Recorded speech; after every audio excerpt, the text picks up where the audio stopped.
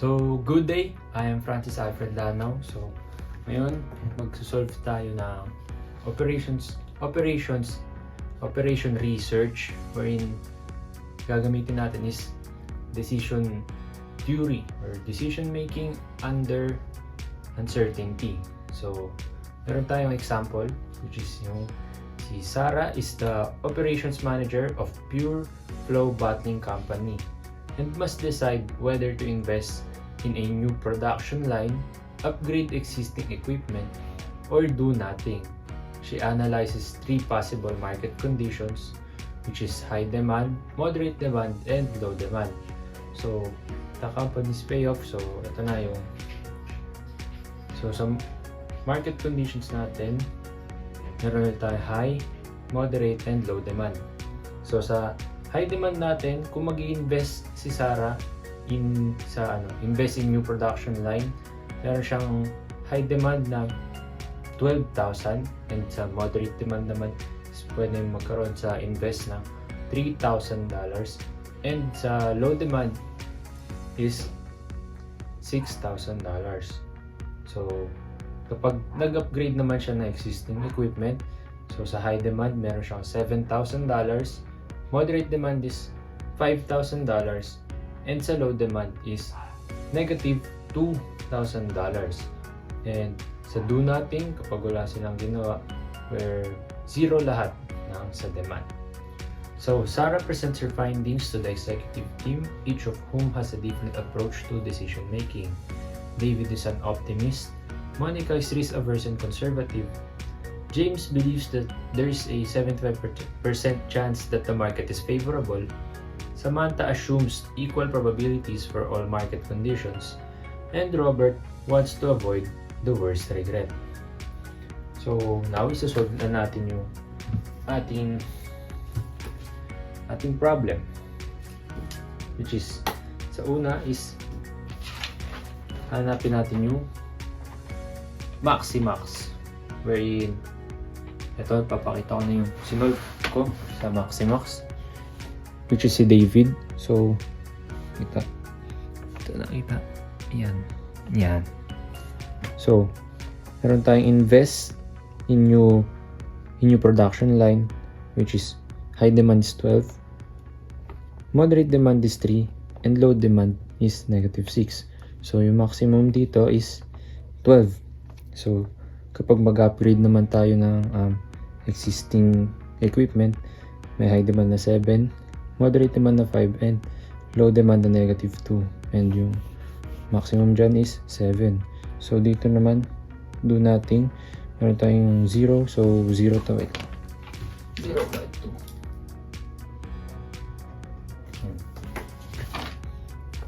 Ayan, sorry. So 0 yan. So kukunin natin sa tatlo yung maximum, which is yung 12. So 12 dun sa invest in new production line. So magkakaroon tayo ng decision na invest in new production line and expect a $12,000 payoff. Next naman is yung Maximin. So hanapin natin yung pinakamababa, kabaliktaran na Maximax. So dito, so 12, 3, negative 6 yung pinakamababa, then upgrade 7, 5, and negative 2 yung pinakamababa, and do nothing is 0. So 0 yung pinakamababa. Then kukunin natin yung maximum doon sa tatlo, negative 6, negative 2, and 0. So maximum is 0. So ang decision natin is do nothing and expect no payoff. So next is yung Hurwicks. So sa Hurwicks, ito pa rin yung gagamitin natin, yung table. Ang gagawin lang natin is hanapin natin yung EMV, which is yung 0.75% nga na sinasabi ni James sa favorable times sa high demand, or yun, favorable high demand. So 0.75 times 12 plus itong low demand or unfavorable na negative 6 times 0.75 minus 1 is 0.25. So 6 times 0.25 plus 0.75 times 12 is equals to 7.5. So dito naman is 7 times 0.75 plus 0.2 times 0.25, which is equals to 4.75. And then sa do natin is 0. Ang pinamataas natin dito is 7.5. So 7.5 yung gagamitin natin. So, ayun na nga. Kinuha natin is 0.75. So, ang decision natin is to invest in a new production line and expect ng $7,500.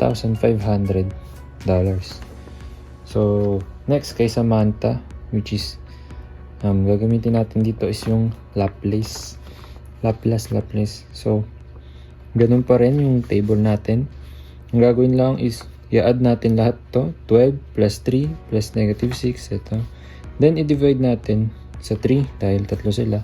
So, equals niyan is 3. Then, dito naman sa upgrade. So, 7 plus 5 plus 2 divided by 3 is equals to 3.3. And so, do nothing, which is 0. So, ang pinamataas dyan sa kanila is yung 3.333. So, decision natin is upgrade existing equipment and expect a payoff of $3,333. So, last kay Robert, which is yung Minimax. Minimax naman is ganun pa rin yung table. Ang gagamitin lang natin is hanapin natin yung highest dito sa column. So, 1270, which is 12, 3, 5, 0, 5, negative 6, negative 2, and 0. Highest is 0. So, 12, 5, and 0. Next is, ima-minus naman natin siya, yung highest sa column, sa bawat column. So, 12 minus 12 is 0. 12 minus 7 is 5. 12 minus 0 is 12. So, 5 minus 3, 2. 5 minus 5, 0. 5 minus 0 is 5.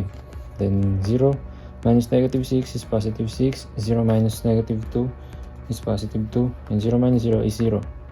So, gagawin natin dito. Hanapin natin yung maximum. So, 0, 2, and 6. Maximum is 6. 5, 0, and 2, 5. 12, 5, and 0 is 12. So, sa 6, 5, and 12, gagawin naman natin, hanapin natin yung minimum, which is, minimum is 5. So, ang decision natin is to upgrade existing equipment and expect a payoff of $5,000. So, ngayon, na tapos na natin malaman yung mga decision ng iba't ibang managers. So, tingnan na natin yung basan. So, lagay ko na lang dito. Meron tayong invest, upgrade, and do nothing. So, sa managers na gusto mag-invest sa new production line, meron tayong ito, si David, 1. Tapos, ito, si James, which is 2. And, ayun, 2. So, sulat natin dito, 2.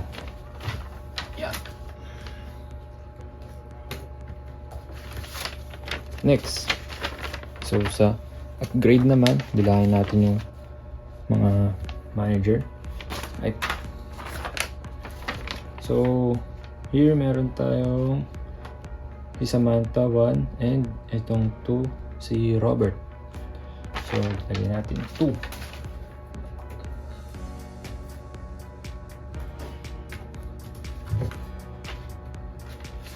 And syempre, do natin 1 kay Monica. So, paano yan? Walang lumamang. Which is 2, 2, and 1. So, pwede natin gawin, yung nag-do nothing na si Monica, pwede natin tanggalin yung option na do nothing sa kanya. Which is, ito. So, pag tinanggal natin to, tinanggal natin yan, ang matitira na lang is upgrade and invest. So, negative 2 and negative 6, ang maximum sa kanila is negative 2.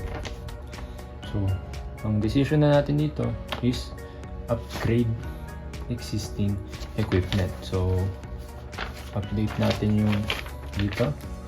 So, ito na is magiging 1 minus 1 is equals to 0 plus 1 is equals to 3. So, ang ating decision, so, ang pwedeng gawin ni Sarah is mag-upgrade siya ng existing equipment. And, yan. Thank you.